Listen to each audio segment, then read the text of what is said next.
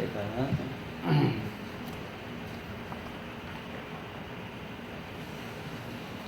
우리 지난 금요일 날 우리 떡상이라고 하는 제목으로 함께 나누었습니다. 시편 기자는 어디서 밥상을 베푸시는 하나님을 찬양했습니까? 원수의 목전에서. 우리에게는 이런 넉넉한 은혜의 하나님이 계신다. 떡상의 의미를 바로 이해하고 우리도 이런 신앙의 여유들이 있었으면 좋겠다 하고 말씀을 드렸습니다. 이 떡상의 위치는 어디에 있었다고 했지요? 떡상의 위치는 성소에 들어가면 어느 쪽이에요? 성소에 들어가면 우측에 있었습니다. 떡상과 같은 높이의 기구들이 있었다고 그랬지요. 떡상과 같은 높이의 기구들이 몇 개가 있었다고 그랬습니까? 3개. 기억 잘 하시네요. 번제단의 높이와 법궤의 높이가 같다. 번제단은 십자가를 상징하고 떡상은 생명의 떡이 되시는 예수님, 그리고 법궤는 하나님의 보좌를 상징을 합니다. 떡상과 무엇이 황금으로 입히고 황금띠가 있었다고 했습니까? 황금띠가 있는 것이 성소에 2개가 있는데 하나는 떡상이고 하나는 무엇이라고 그랬습니까?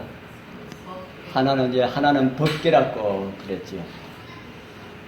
법궤는 하나님의 보좌를 상징하고 떡은 생명의 떡이 되기 위하여서 사람 되어 오신 예수 그리스도를 상징하고 있습니다. 떡은 지성소의 보좌, 떡상은 성소의 보좌, 우리 법궤는 지성소의 보좌, 황금띠는 왕관과 같은 그런 상징을 우리에게 주고 있다고 제가 말씀을 드렸습니다.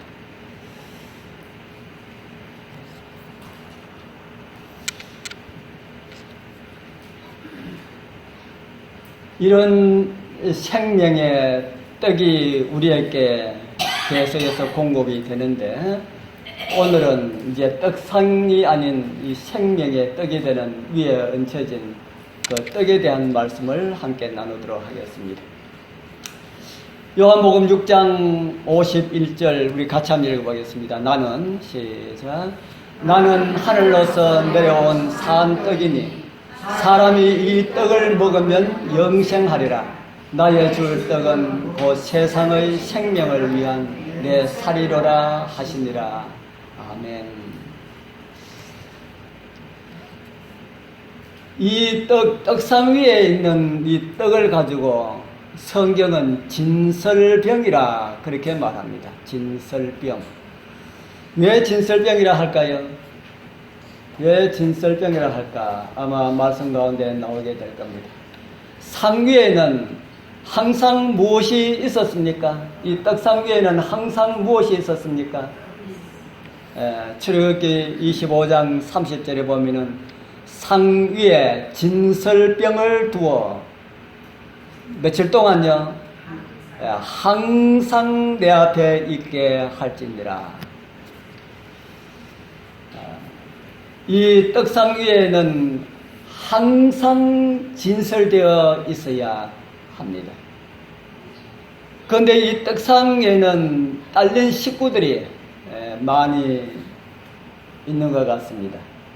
민수기 4장 7절에 보면은 우리 같이 한번 읽어보겠습니다. 또 진설병의 상에 청색 보자기를 펴고 대접들과 숟가락들과 주발들과 붓는 잔들을 그 위에 두고 또 항상 진설하는 떡을 그 위에 두고.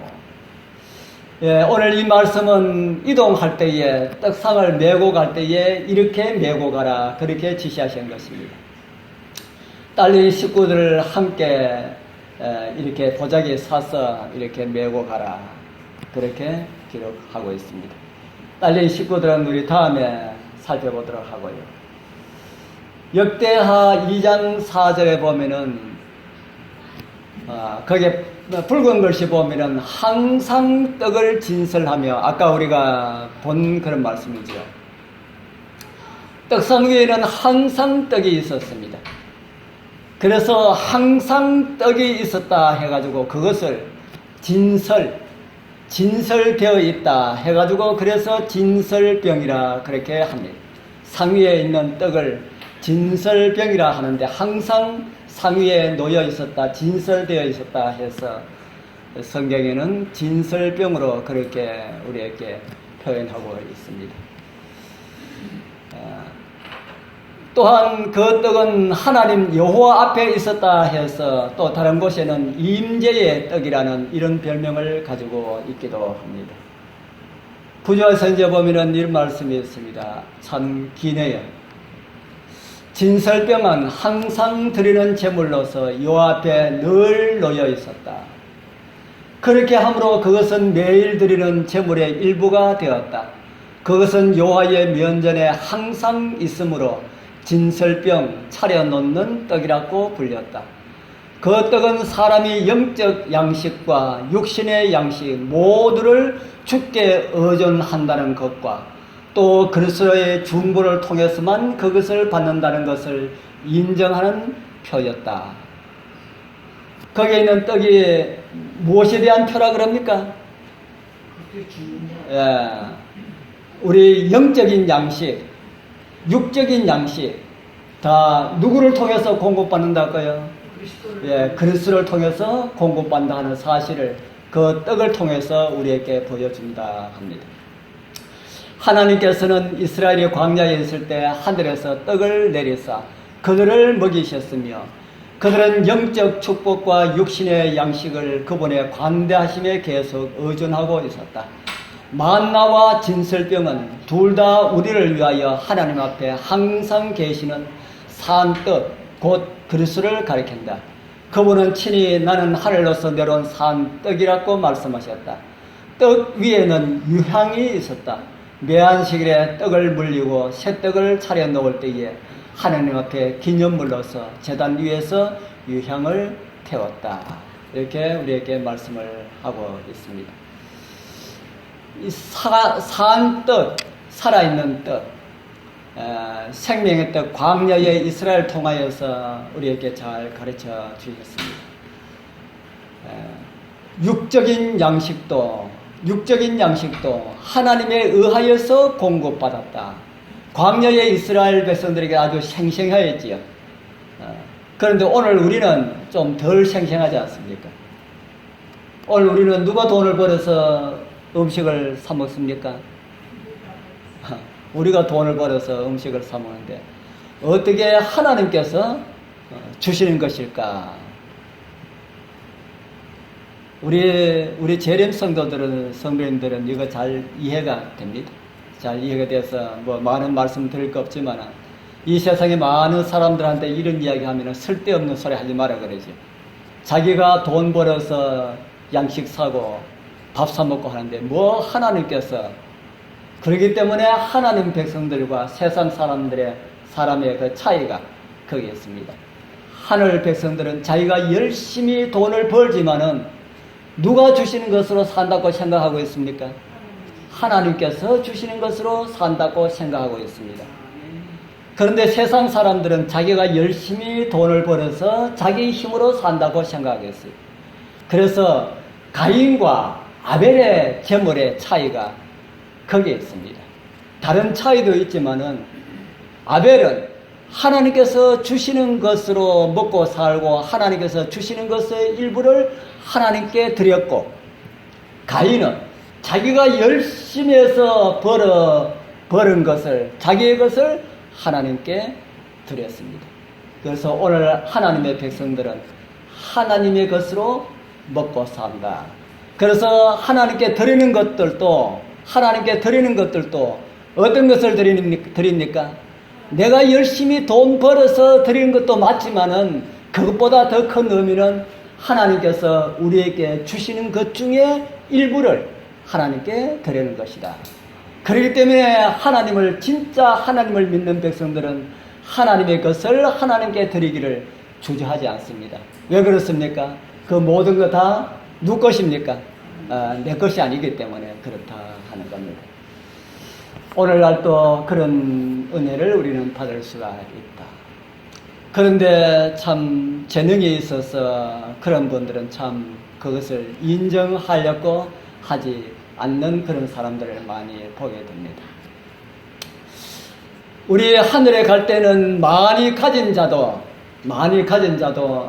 남는 것이 없고 적게 가진 자도 모자람이 없을 것을 하늘에 갈 때는 알게 될 것입니다. 육적으로나 영적으로 우리를 굶기지 아니하시고 하늘 가는 길에 끊임없이 양식을 공급해 주시는 우리 하나님을 인하여서 감사하게 되길 바랍니다. 그리고 그분께서 끝까지 우리를 인도하여 주실 것에 대하여서 확신을 가지시고 살아가게 되길 바랍니다. 진설병 위에 상 위에는 떡 외에 또 무엇이 있었을까? 아까 떡 외에 또 뭔가 있는 것처럼 그렇게 보였지요. 떡 외에 딸린 식구들이 많이 있었는데 식구들이 다 상 위에 있는 것은 아닐 것이고 레위기 24장에 이런 말씀이 있습니다. 또 같이 한번 읽어보겠습니다. 시작. 너는 고운 가루를 취하여 떡 12를 굽되 내 덩이를 에바 10분의 2로 하여 여호와 순결한 상 위에 2줄로 한 줄에 6이 진설하고 너는 또 정결한 유향을 그 네 줄 위에 두어 기념물로 여호와께 화제를 삼을 것이며 떡 위에 무엇이 있다고 합니까? 예, 유향, 정결한 유향이라고 말합니다. 부조화 선지자 그 354페이지에는 떡 위에는 유향이 있었다. 매 안식일 있던 떡을 물리고 새 떡을 차려 놓을 때에는 하나님 앞에 기념물로서 제단 위에서 유향을 태웠다. 떡은 안식일마다 새 것으로 올려지고 또 그것이 물려지고 그렇게 합니다. 떡은 이제 12덩이로 2줄로 놓여 있었다. 그렇게 말하고 있죠. 한 줄에 몇 덩이씩입니까? 한 줄에 6개씩 2줄로 놓여 있었다. 어떤 분들은 떡이 이렇게 놓여 있었을 것이다. 그렇게 생각하시는 분들이 있습니다. 또 어떤 분들은 이렇게 놓여 있었을 것이다 하고 생각하시는 분들이 있습니다. 우리 여러분들은 어느 것이라는 생각이 듭니까?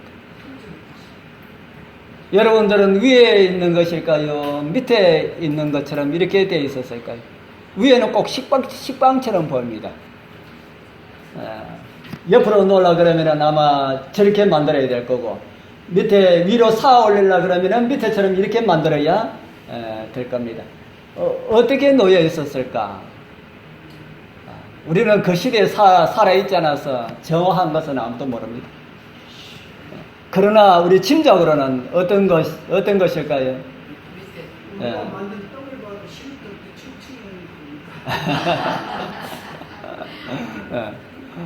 춤추는 확실한 것은 모르지만 우리 재림교회의 신학자들은 대부분 이 밑에 있는 것, 폭에 있는 것으로 이렇게 놓여 있었을 것이다. 그렇게 이해를 합니다. 그렇게 이해를 하지만은 정확한 것은 아무도 그 떡을 보지를 못했기 때문에 아무도 모릅니다.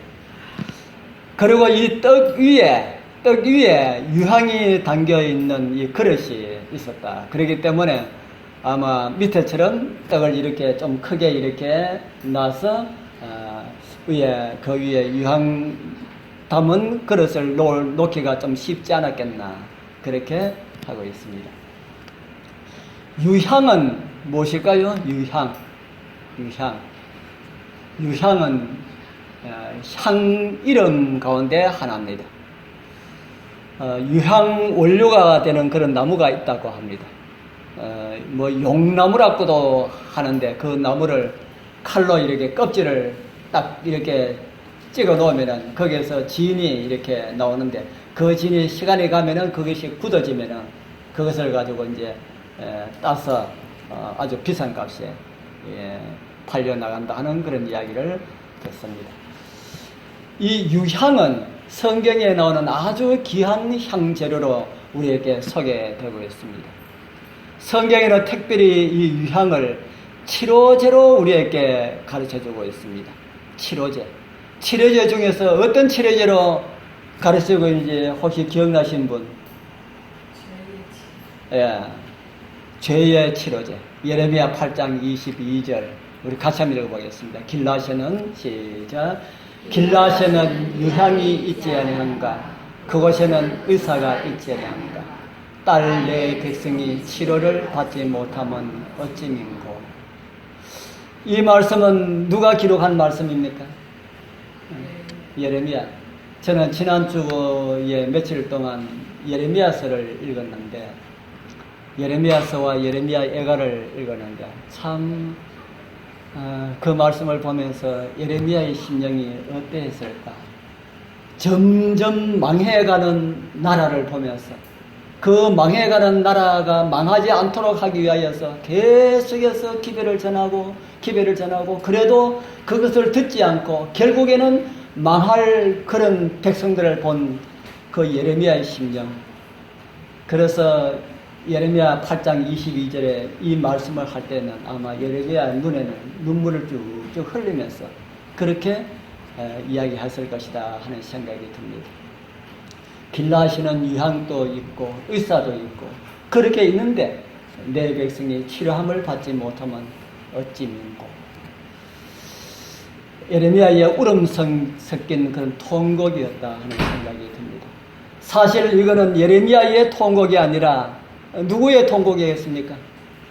이거는 예레미야의 통곡이 아니라 예레미야는 눈 이렇게 드러난 사람이고 사실은 예수 그리스도의 통곡이었을 것이다 하는 생각이 듭니다. 오늘 우리에게도 유향이 있습니까? 오늘 우리 여러분들에게도 유향이 있습니까? 유향. 병들면은 치료받을 수 있는 죄의 병. 죄가 있으면은 고침받을 수 있는 그런 유향이 있습니까? 예, 그 유향이 누굽니까?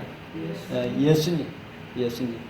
오늘 우리에게는 말씀이 있고 성령을 통하여서 우리 안에 내재하시는 그리스도가 계십니다. 그런데 우리가 구원을 받지 못한다면은 다시 한번 우리 주님은 참 통곡을 하실 것입니다. 진짜 우리 구원 못 받으면 우리 예수님 통곡하실까요? 진짜 통곡하실 것입니다. 너만큼은 그래도 끝에는 돌아올 줄 알았는데 하면서 정말 주님 통곡하실 것입니다. 날마다 길라시에 의원 되시는 예수 그리스도께 나아가서 유향으로 치유함을 받고 영적 생명의 활력을 얻어서 생명의 떡을 날마다 먹음으로 더 건강한 영적 생명으로 살아가게 되길 바랍니다. 왜 떡을 아까 몇 덩어리 하라 그랬습니까? 12덩어리. 왜 12덩어리로 만들었을까요? 왜 떡을 12덩어리로 만들었을까? 예, 12를 누구하고 같습니까? 뭐하고 같습니까? 이스라엘의 12지파하고 같지요. 이스라엘의 12지파의 숫자만큼 만들어서 올려진 것이다. 그런 내용들을 이 부조화 선제에 또 이렇게 말씀을 하고 있습니다. 그 떡은 사람이 영적 양식과 육신의 양식 모두를 주께 의존한다는 것과 또 그리스도의 중보를 통해서만 그것을 받는다는 것을 인정하는 표다. 그렇게 말씀을 하고 있습니다. 아까도 말씀을 드렸습니다마는 우리가 먹는 육신의 음식도 우리 주님의 은혜로 먹는다. 그렇게 말씀을 하고 있습니다. 시대소망 660페이지는 또 이렇게 긴 말씀을 우리에게 주고 있습니다. 내 살은 참된 양식이요 내 피는 참된 음료로다 라고 말씀을 했다. 이것은 우리의 육체적 생활에 대해서도 마찬가지다. 우리는 이 생의 삶에서까지 그리스도의 죽으심의 은혜를 잊고 있다. 우리가 먹는 떡도 그분의 찢어진 육체로 산 것이다. 우리가 마시는 물도 그분이 흘리신 무엇으로 산 것이랄까요? 보혈로 산 것이다. 날마다 자기의 음식을 먹는 자는 그가 성자이건, 다른 말로 하면은 하나님을 믿는 백성들이거든, 하나님을 믿지 않는 사람이든지 간에 그리스도의 몸과 피로 양육을 받지 않는 자는 하나도 없다. 모든 떡덩이마다 갈바리의 십자가의 인이 찍혀 있다. 모든 샘물에도 십자가가 반사되어 있다.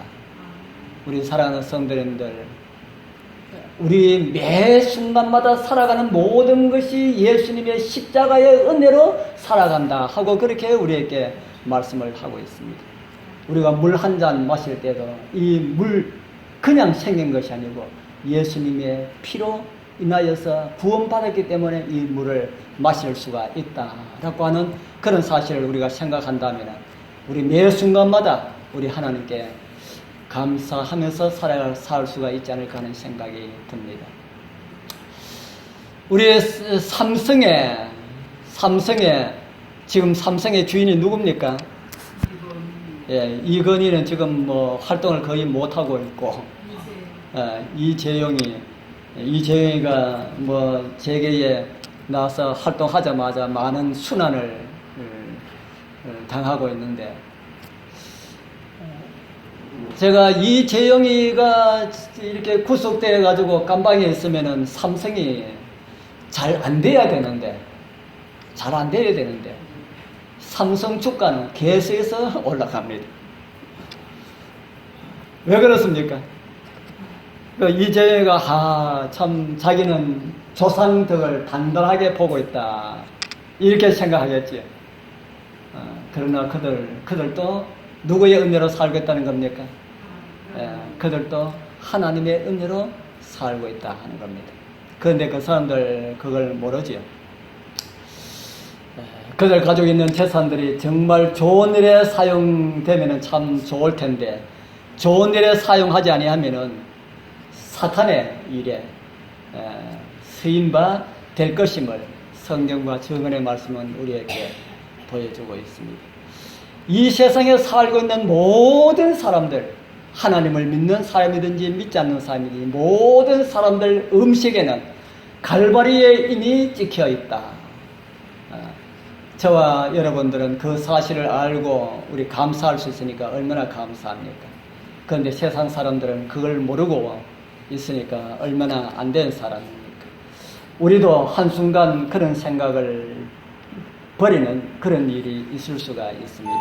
우리 끝까지 우리 그런 모습으로 살아가게 되길 소망합니다. 진설병 상 위에 있는 떡은 누가 준비했을까요? 진설병 위에 있는 이 떡은 누가 준비했을까? 예? 레위기 24장 5절 6절에 나옵니다. 같이 한번 읽어볼까요? 너는 고운 가루를 취하여 떡 12를 굽되 내 덩이를 에바 10분의 1로 하여, 한 줄에 6이 진술하고, 여기에 너는 이렇게 말씀했죠. 너는 고운 가루를 취하여 떡 12를 구워라. 여기에 너는 누굴까? 너는. 고전 성경 말씀을 보면 알겠죠. 24장 1절에 보면은 여호와께서 누구에게? 여호와께서 모세에게 일러 가라사대. 이 모세에게 지시를 하셨습니다. 그래서 하나님께서 이 떡을 만드는 책임을 모세에게 위탁하셨다.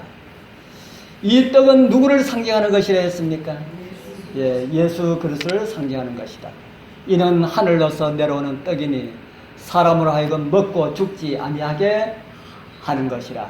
나는 하늘로서 내려온 사한 떡이니 하고 이렇게 예수님께서 떡이 되심을 우리에게 가르쳐 주셨습니다. 예수님께서 떡이 되기 위하여서 우리에게 오셨다. 떡은 무엇을 가지고 만듭니까? 떡은 무엇을 가지고 떡을 만듭니까? 살을 가지고 만들고, 또 우리는 이 떡이라고 하지만은 다른 나라에서는 뭐라고 많이 합니까? 미국 같은 나라에는 빵이라고 하죠. 그럼 빵은 무엇을 만듭니까? 떡은 무엇으로 만드냐 하면은 우리는 이제 쌀가루가 많이 쓰니까 살이 나오고, 빵은 빵 하면 이제 서양에서 들어온 식품이다 보니까 밀가루라고 하는 말이 많이 나오죠. 밀가루는 무엇으로 만듭니까? 밀가루는 무엇으로 만들어요? 밀로 만듭니까? 밀로 밀가루를 만듭니까? 밀은 그냥 하늘에서 뚝 떨어졌습니까? 밀은 그냥 하늘에서 뚝 떨어져가지고 그 밀로 가지고 이제 가루로 만들어가지고 빵 만듭니까? 예. 밀은 많은 밀이 되기 위하여서 어떻게 해야 됩니까? 우리 그런 말씀이 있지요. 내가 진실로 너희에게 이르노니 한날에 밀이 어디 떨어졌어요? 땅에 떨어져 뭐 하지 아니하면요, 죽지 아니하면 하늘 그대로 있고 죽으면 많은 열매를 맺느니라. 이 말씀을 하시기 전에 주님께서 또 이런 말씀을 하셨습니다.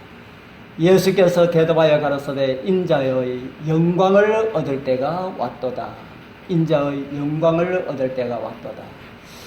영광을 얻을 때가 무슨 때를 가리킬까요? 여기 이제 이 말씀을 보면은 조금 이해가 되지요. 영광을 얻을 때가 무슨 때를 가리킬까? 예수님의 십자가 때를 가리킵니다.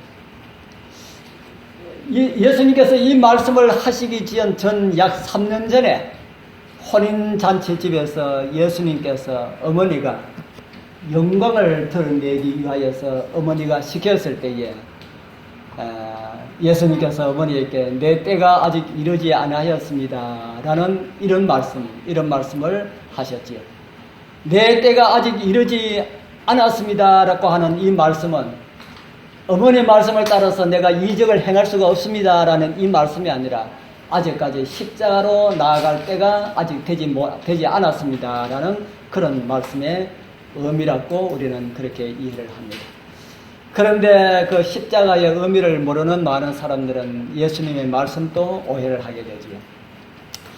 그리고 예수님께서 어머니에게 투명하게 이렇게 말씀을 하셨다 그렇게 하는 사람들이 또 있는데, 예수님께서 투명하게 말씀하신 것이 아니고 아주 상냥하게 말씀하셨습니다.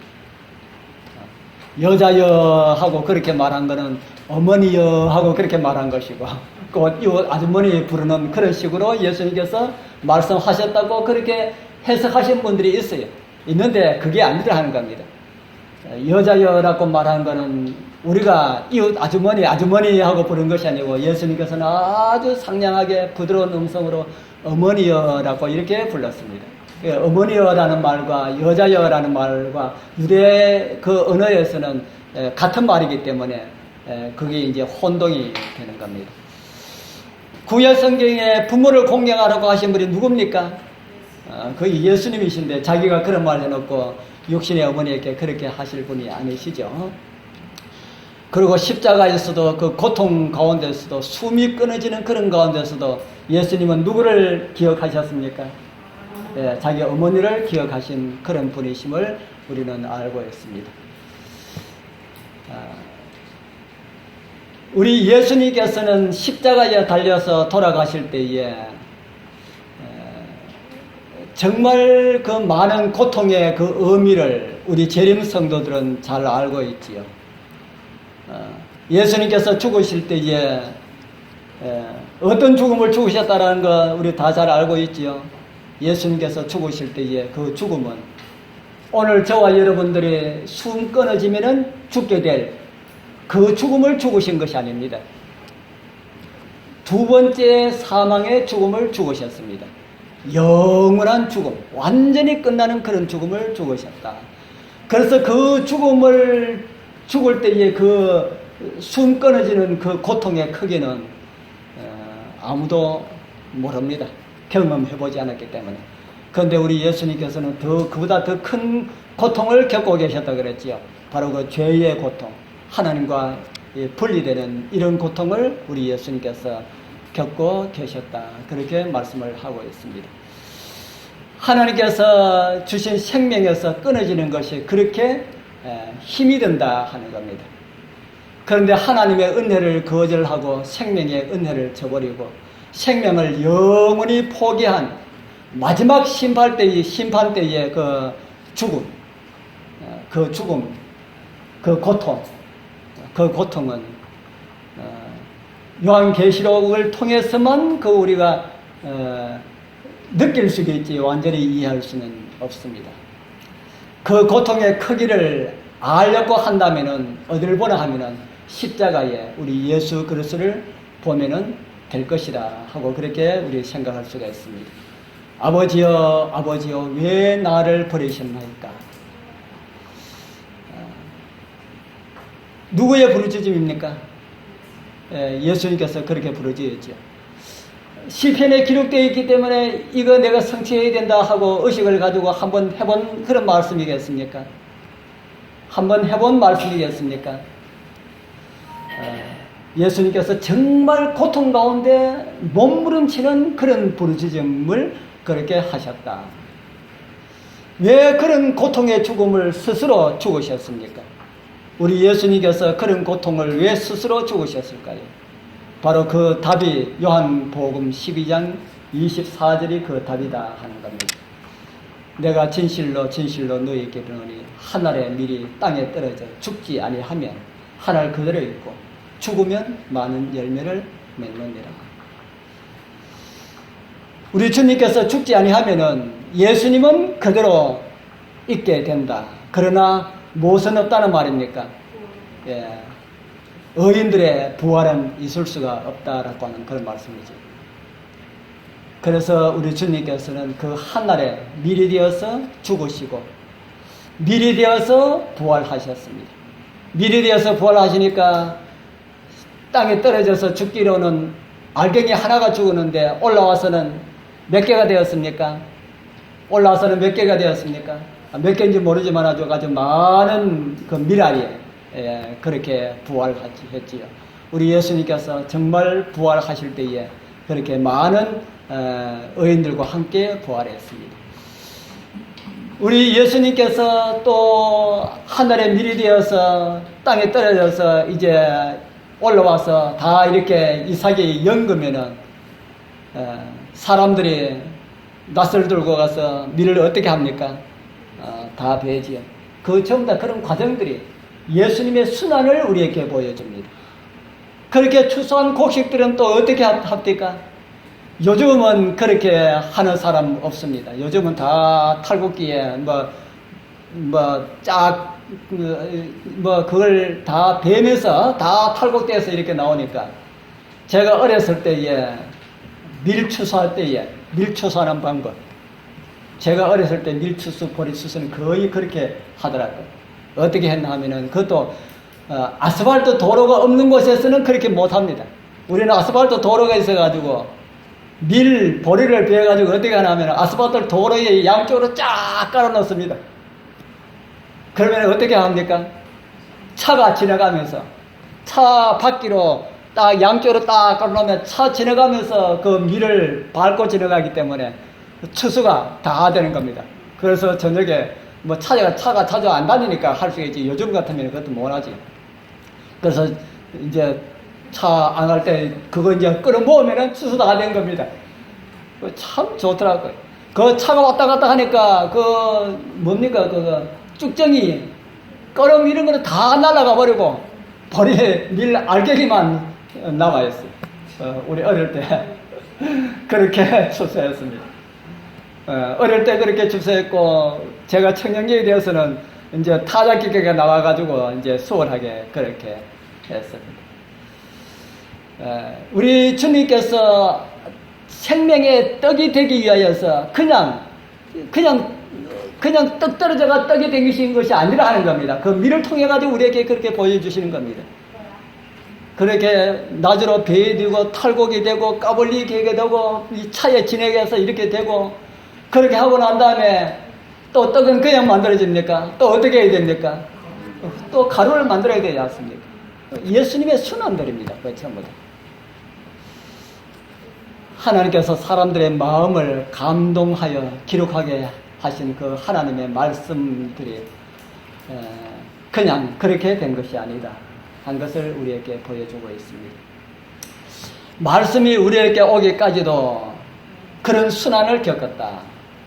성경 말씀이 우리에게 오기까지도 그런 순환을, 예수님께서 당하신 그런 순환을 성경도 겪었다 하는 겁니다.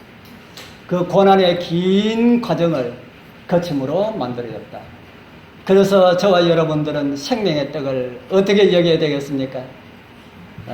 이 성경 어떻게 여겨야 된다는 말입니까? 진짜 소중하게 여겨야 됩니다. 오늘 흐에 빠진 것이 성경이기 때문에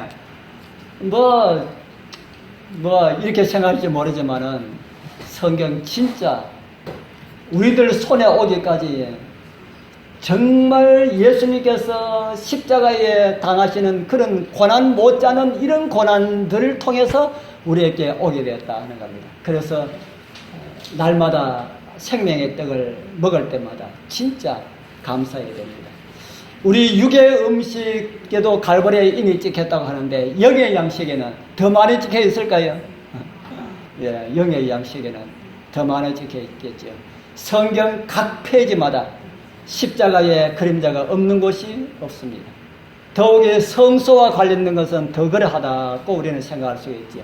성소는 십자가의 그림자이다 합니다.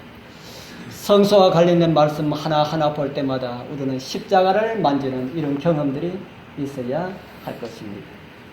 떡을 만드는 책임을 모세에게 맡긴 것은 주님께서 우리를 위한 생명의 떡을 아무에게도 맡기지 아니하시고 당신이 직접 우리에게 만들어서 주실 것임을 성경을 통해서 우리에게 보여주신 것입니다. 그것도 십자가의 고난을 통하여서 이렇게 만들어 주셨습니다. 이렇게 수고한 것을 우리가 가까이 하지 않는다면 우리 여러분들이 아침 새벽부터 일어나가지고 사랑하는 아들, 딸을 위해서 아주 맛있게 반찬 남편을 위해서 이렇게 진수성찬을 만들어가지고 일어나라 하고 깨우고 하는데 사랑하는 남편도 그래 나 지금 바빠 그래서 겉도 보이도 안 하고 그냥 출근한다 하고 가버리고 아들도 밥숟가락 들어보지도 안 하고 나도 바빠 하고 출근을 가버리고 하면은 엄마의 기분이 어떨까요? 엄마의 기분이 어떨까요? 우리 정순대 집사님 혹가다 그런 일이 일어납니까? 그럴 때 그 기분이 어때요? 속상하지요? 예. 누구도 마찬가지로 하는 겁니까? 예수님도 마찬가지라는 겁니다. 저와 여러분들을 위해서 그렇게 십자가를 통하여서 생명의 떡을 우리에게 공급해 주시고 아침마다 이렇게 날마다 하나님의 생명의 떡을 먹도록 우리에게 이렇게 해 주시는데 나 바빠 하고 이렇게 하면은 엄마가 아이들을 위해서 준비해 놓은 거 실망당한 거가 마찬가지라 하는 겁니다. 우리 성도님들 정말 생명의 떡 많이 드시고 영적으로 건강한 몸을 가지고 이 장류 복음화 빨리 해야 될 거 아닙니까? 이 장류 복음화 하는 일에 우리 모두 쓰임받는 그런 은혜가 우리 모두와 함께 하길 바랍니다.